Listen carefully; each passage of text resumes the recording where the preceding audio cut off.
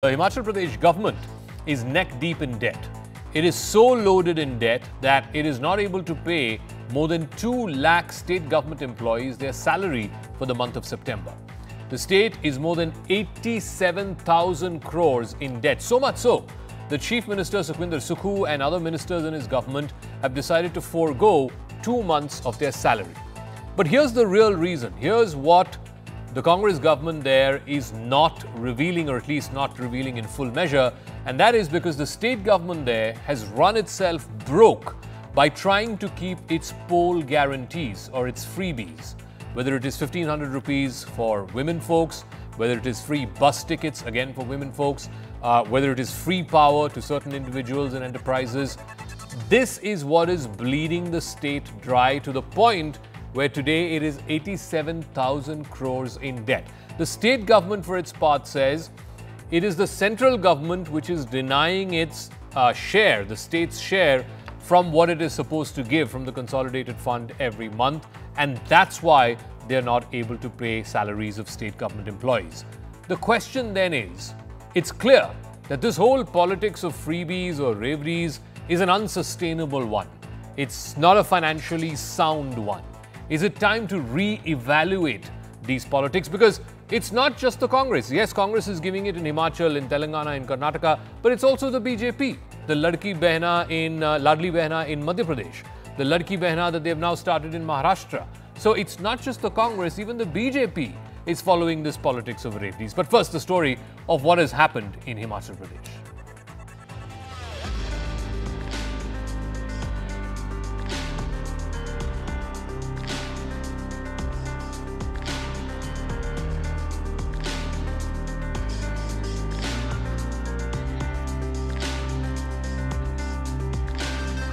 चुनावों के 6 महीने पहले जो पानी देने का बिल की क्षमता रखता था, बड़े बड़े होटलों के पानी के बिल माफ़ कर दिए गए, 600 इंस्टीट्यूशन खोल दिए गए, 6 रुपये डीजल के घटा दिए गए। तो कौन कर रहा था? इसमें कोई दो राय नहीं है कि हिमाचल आज से नहीं मगर कई समय से, पिछले करीबन 2-2.5 दशकों से प्रदेश की वित्तीय परिस्थिति ठीक नहीं है। जब आज महीने की 4थी तारीख हो गई, लेकिन उसके बावजूद भी सैलरी कर्मचारियों को मिली नहीं, पेंशनर्स को पेंशन नहीं मिली। ये स्थिति अगर हम देखें तो सचमुच में प्रदेश की स्थिति आर्थिक रूप से अब बहुत खराब दौर में से गुजर रही है।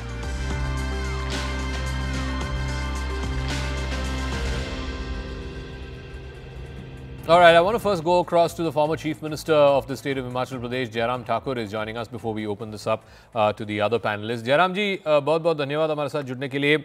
आपने सुखविंदर सुक्खू साहब जो सीएम हैं, वर्तमान मुख्यमंत्री हैं, उनका कहना भी सुना होगा असेंबली में भी और बाहर भी।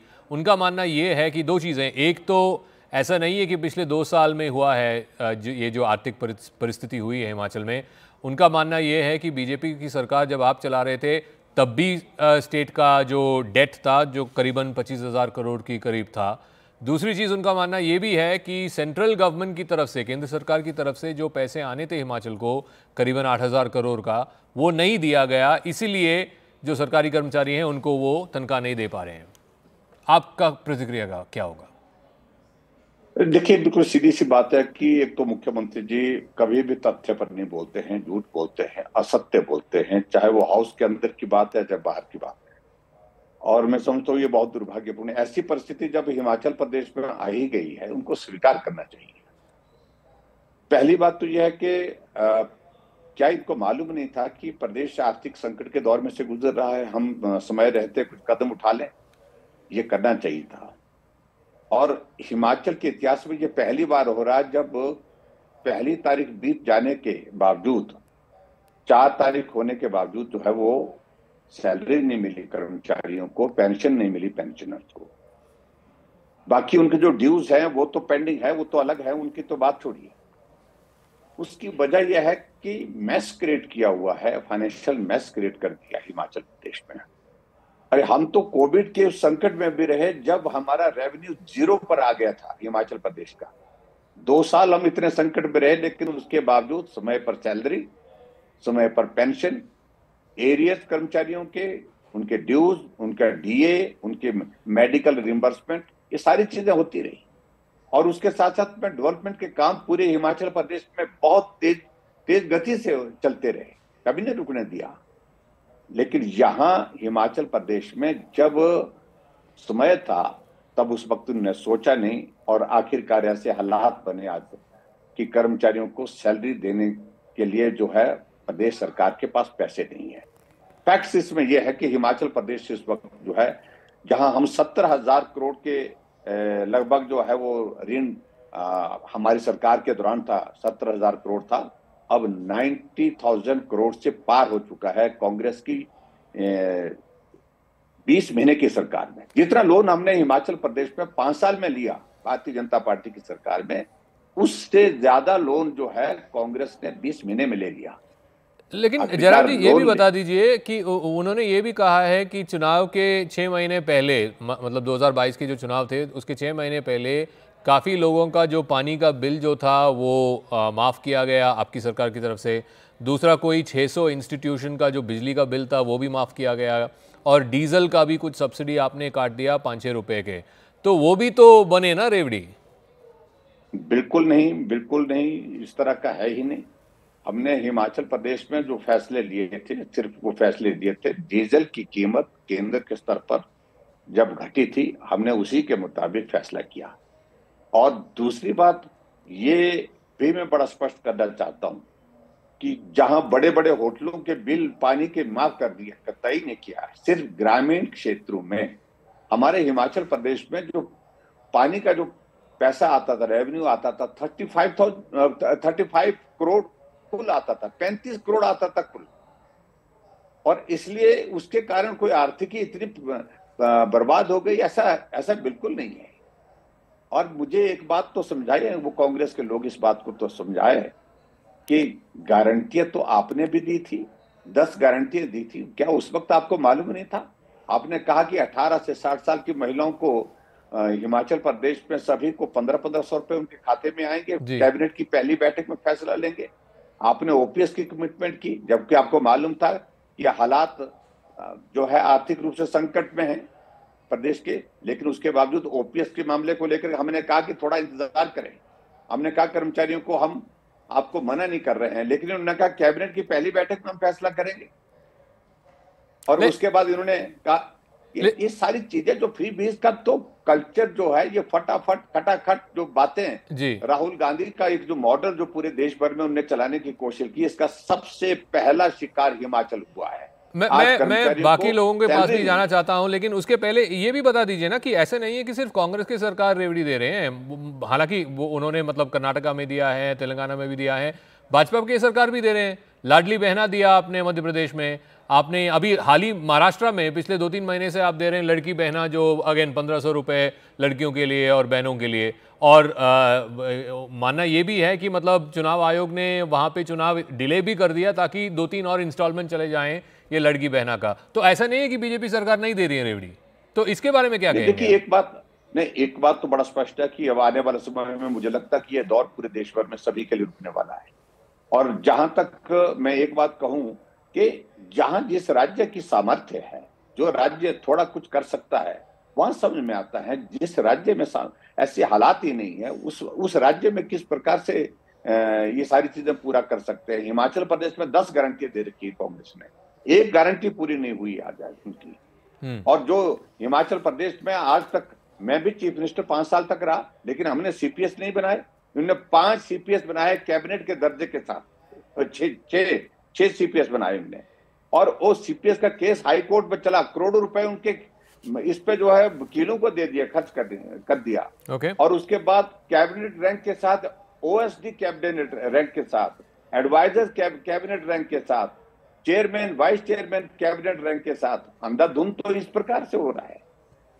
नुकसान तो इस बात से हो रहा है कि जो अनप्रोडक्टिव एक्सपेंडिचर हिमाचल प्रदेश में जो किया है कांग्रेस की सरकार ने, उसका परिणाम ये है। ओके, मैं कांग्रेस के प्रवक्ता से भी पूछता हूं, बाकी लोगों को भी I am inviting them on the debate. Jairam ji आप भी जुड़े रहिएगा।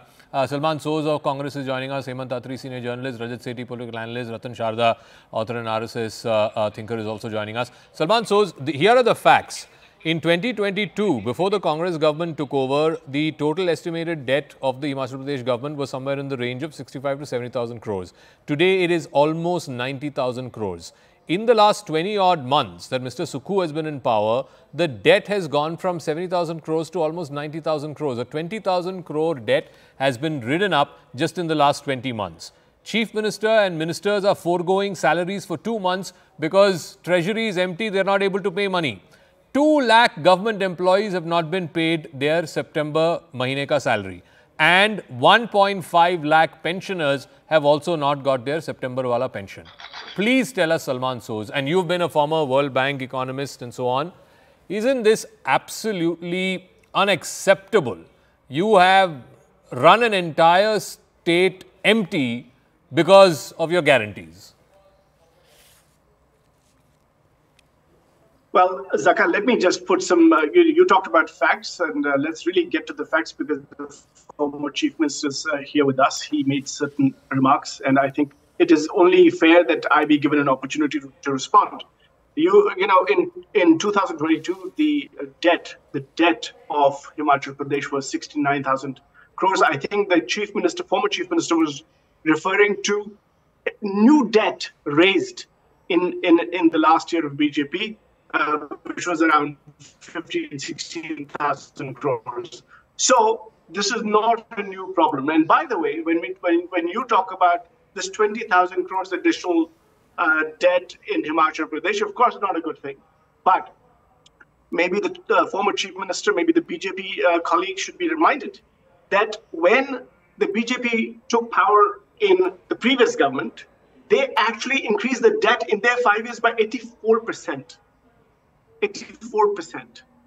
So it's almost like doubling your debt ratio, right? So it's one thing to say that the Congress party has come in and, we made promises, we said that we're going to have certain guarantees, and that is going to break the bank.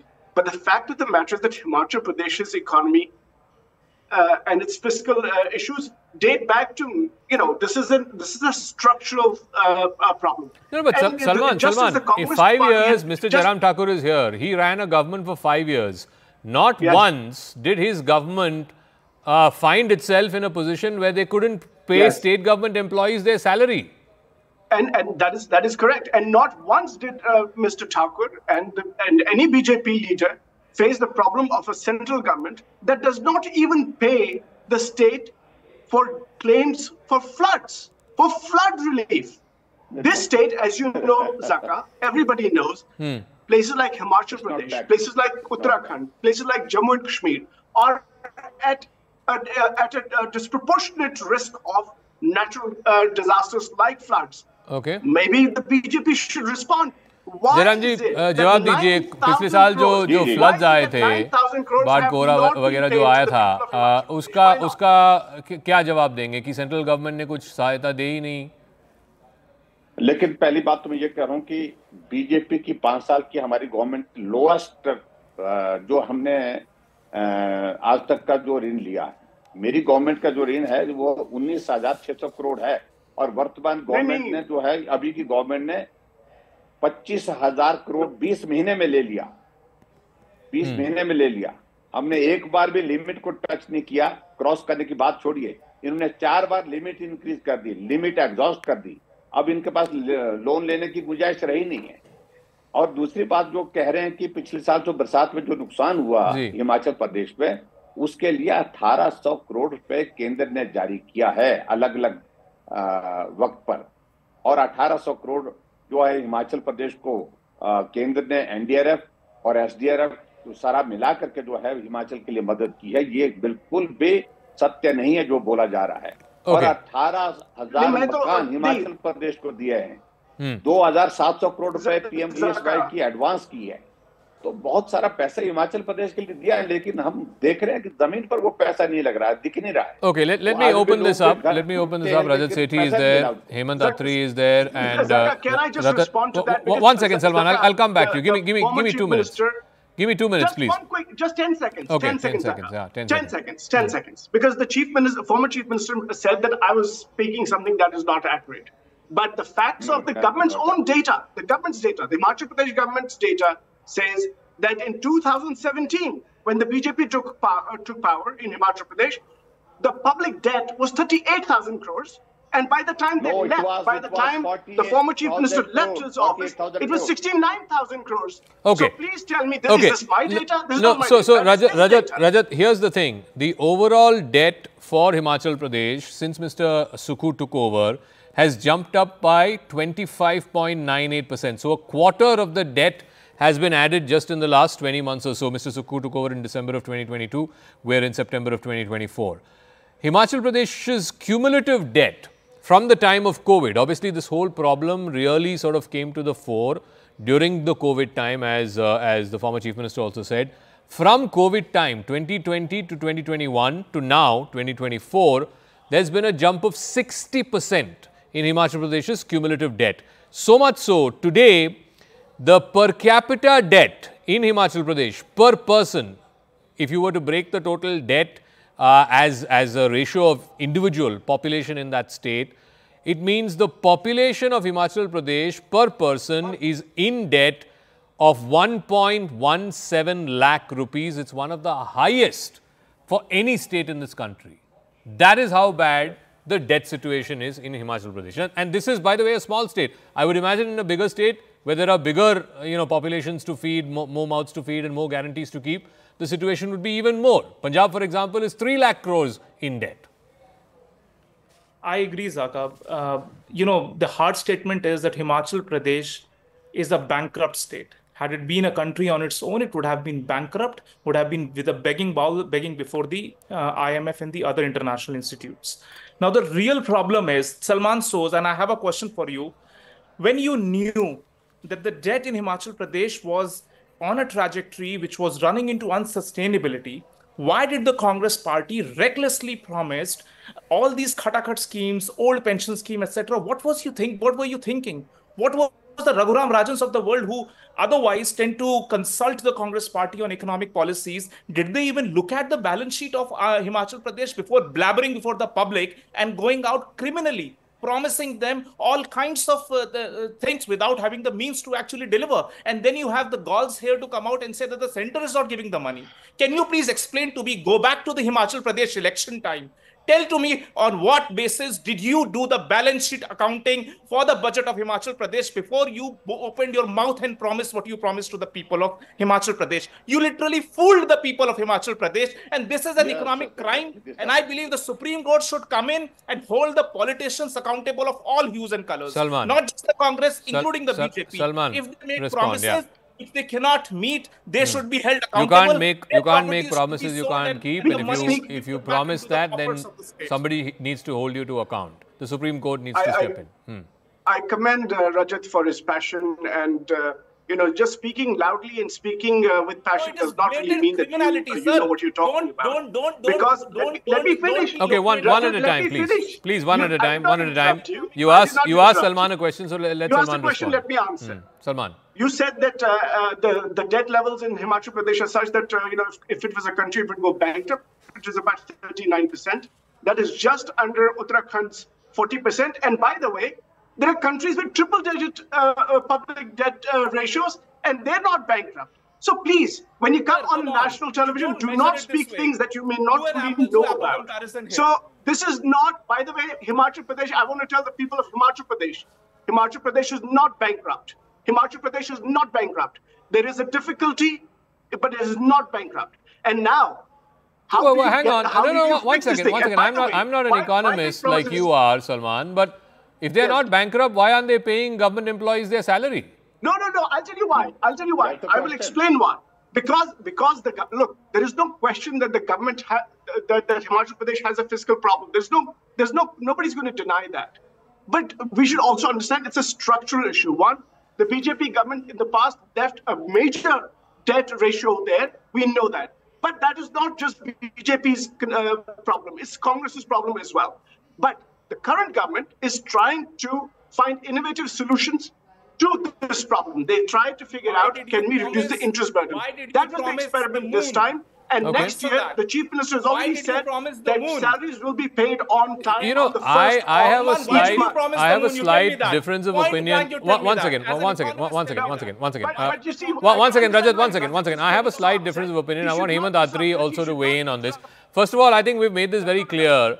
This whole business of promising the moon is not just a Congress thing. I mean, the BJP is doing the same thing in Madhya Pradesh and Maharashtra, other states, etc. Aam Aadmi Party has run Punjab bankrupt with 3 lakh crores. So, point is, all political parties are promising all these freebies and raveries and so on. Now, my slight difference of opinion, Hemant, with Rajat is this. I don't think it's the remit of the Supreme Court to step in. I think the people of India, the people of these states should be able to see through a political party when it promises the moon. People of Karnataka should be able to see through when the Congress party says 6 guarantees which are going to cost 52,000 crores. The voters of these states should ask, where is the money going to come from? Ultimately, it has to be funded by the taxpayers of these states, whether it is Madhya Pradesh, Maharashtra, Himachal Pradesh, Karnataka, Telangana, wherever it is. My point is, why aren't the people asking this question? People should hold political parties accountable. If you are going to make promises that you cannot keep on my money, on taxpayer expense, then people should hold political parties accountable. Why should Supreme Court hold political parties accountable? Hemant Attari. Exactly. Perfectly articulated, Zaka. That's what the real problem is. And see, we have to understand one thing. Himachal Pradesh's financial crisis is just not overnight. It was, it was coming up. It was in making for quite some time. And the people, the audience will be really shocked to know that Himachal, a small state like Himachal Pradesh, is the 4th highest debt-ridden state in the country, with very, very limited revenues for revenue generations. Very limited revenues. Why? Because it's a hill state. And there are certain constraints. There are less of population and so many other things. If we break it up, you will be shocked and stunned, Zaka. Let me give a few figures to you and the audience so that they can, let us keep it to them. Let them decide. First of all, can you imagine what is the spending on salaries in Himachal Pradesh? 41% of the net revenue. 24% in pensions. Interest repayment, 15% in a state like Himachal Pradesh. If 80% of the budget of the revenue generation goes to these 3 heads, where will the development happen? And now, no, we cannot isolate X or Y for this. It is a whole gamut of issues. And we have to understand the real thing. As on date, once we are talking, Himachal Pradesh is under the debt of 89,000 crores, such a small state. Yeah. And can you imagine monthly salary bill of Himachal Pradesh? Monthly I'm talking of. 1,200 crores per month. Pensions bill, 800 crores. And in a small state like Himachal Pradesh, can you imagine what the number of employees is? It is 2.42 lakhs. In a state like Himachal, 2.4 lakhs. And number of pensioners is 1.89 lakhs. And still the state is giving, old pension scheme. We have to understand, we have to differentiate between the two, realities and politics. It is happening anywhere and everywhere in the country, maybe in Rajasthan, maybe as you rightly pointed out in Maharashtra. And if you go lately, the same thing is happening in Haryana. A small state like Haryana is under a debt of 3.25 lakh crores. Why? Because of simple dolls being thrown out by the political party to get a few votes. Now the thing is, Ratan Sharda. Let me complete, Zaka. Just give me 1 second. Okay. Honorable ex-CM is sitting here, Jairam Thakurji. Regards to him, he also announced 125 units per month of free power. To whom it should be given? You please tell me. Why to every family? Why not only needy families? And Congress subsequently promised that they will give 300 units. What does it mean? You are bringing the state to bankruptcy. For what?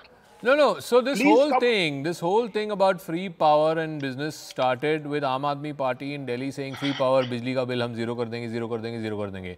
Now, point is, without taking into account who are the people who can afford to pay for their electricity bills and who are the people who cannot afford to pay for their electricity bills. They made this sort of universal. Now, my problem, Ratan Sharda ji, is, by making all these promises, one part is you're not able to keep these promises. The other part is, very unfortunately, in the case of state like Himachal Pradesh, you're not even able to pay government employees' salaries and pensions. But the third thing that happens, which is also a knock-on effect of all this debt, is that the budgetary allocations for important things like health and family welfare budget allocation for Himachal Pradesh has come down by 3%. year on year.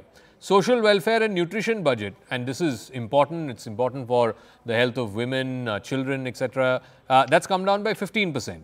Agriculture and allied activities, and remember, in a state like Himachal Pradesh where the penetration of industry is very little and a lot of people still depend on agriculture, the agriculture and allied activities expenditure spent by the state has come down by 9%. Urban development allocation, again it's a urbanized state, a state that is one of its main revenue sources is tourism. Urban development allocation in the budget has come down by 30%. Ultimately, when these budgetary allocations are cut, who suffers? It is again the same people who suffer, the same people who are promised free power and free water and free bus tickets and so on, and those promises are not being kept by the political parties or the state governments. Those same people are suffering by budget cuts in women development, child nutrition, urban development, etc., etc. So it's a knock-on effect. It hurts you both ways. Zaka, just to take a few points from Prime Minister Khatri left, new pension scheme was introduced by Manmohan Singh government to save the governments from bankruptcy because of rising level of government employees and their pensions. But today, the same governments are Congress party is trying to bring in OPS. With that OPS, the budgets are going down the drain. And as he has rightly pointed out, a major amount of the money goes just for salaries. So it's a government for the government employees, by the government employees, and for the government employees. Can we run the state like this? And Mr. Soos made a very sophisticated argument about debt can be 3 times the budget of the state because that is how the government runs. Same Congress party has been criticizing BJP government for debt, which is just 81% of the national budget, while Japan has 260%, Italy is 140%, US is 120%. So on one side, he says that 3 times the debt is quite fine, and on the same time, these people badger BJP for 81% of the total budget, which is debt. So they have no idea what's happening. And CM saying that BJP ne 600 संस्थाएं खोल दी. Do you mean to say that we just keep on giving salary, living on debt and not doing anything for the state? A small state which actually should make huge money out of tourism, despite all the infrastructure given by the central government, where is it today?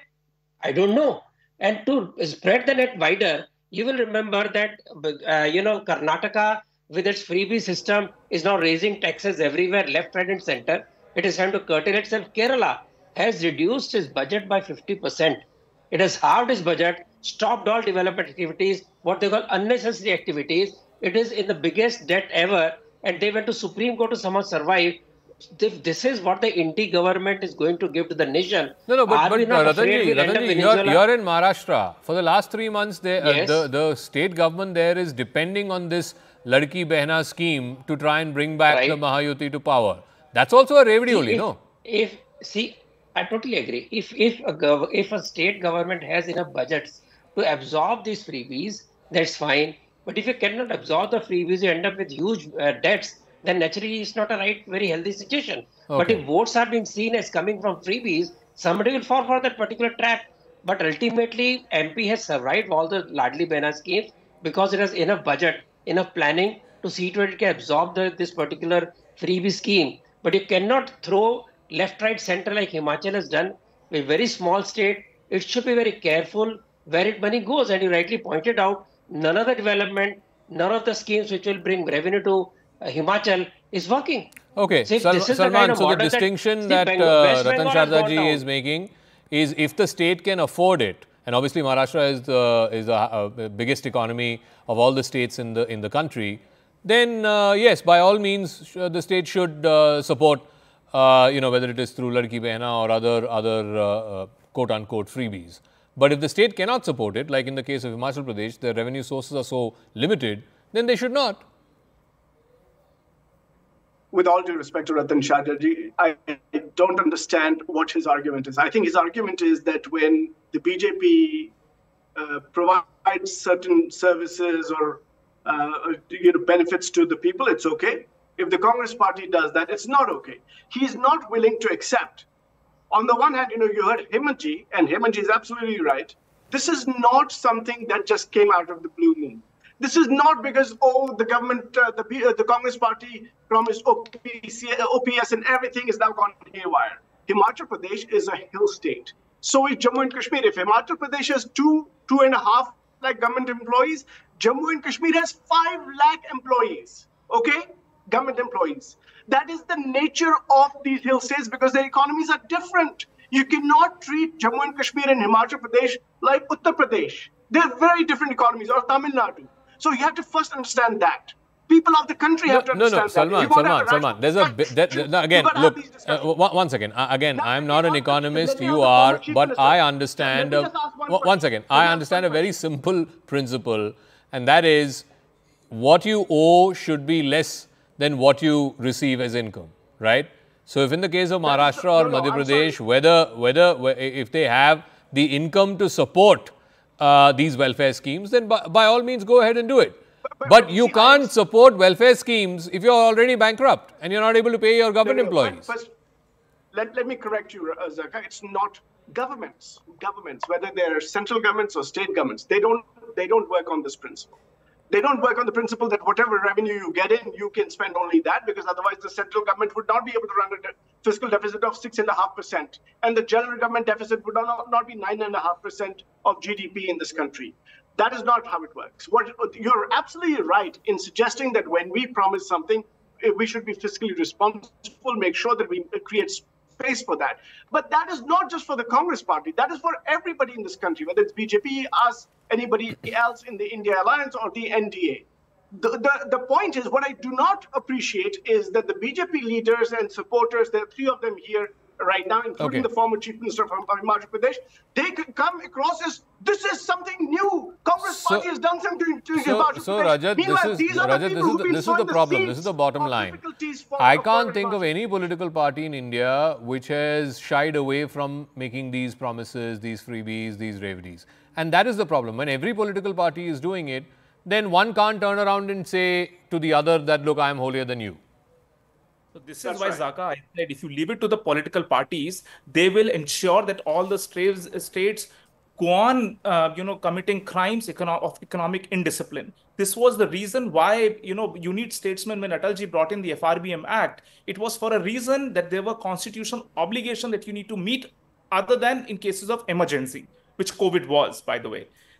The problem is that none of these state governments or the opposition party, when they go into an election, they barely spend 3 to 4 days in formulating their manifestos, and they promise anything and just throw the state before the bus and the state finances before the bus. The real problem is that no genuine policy makers are involved in election manifestos who can actually do the accounting. It's all about promise, and then forget about those things. Or even if you have to meet those promises, this is what happens. This is why the Supreme Court needs to come in and mandate. Now, coming to the point what Congress party was saying, my simple point is, if you are going out and promising repeatedly, where is the full stop button on your constant promises of cash transfers? Every government is responsible. Every opposition party is responsible. Can Congress party take a lead on this? And stop I am afraid I have to pull out of the debate because I'm thankful to all the guests who joined.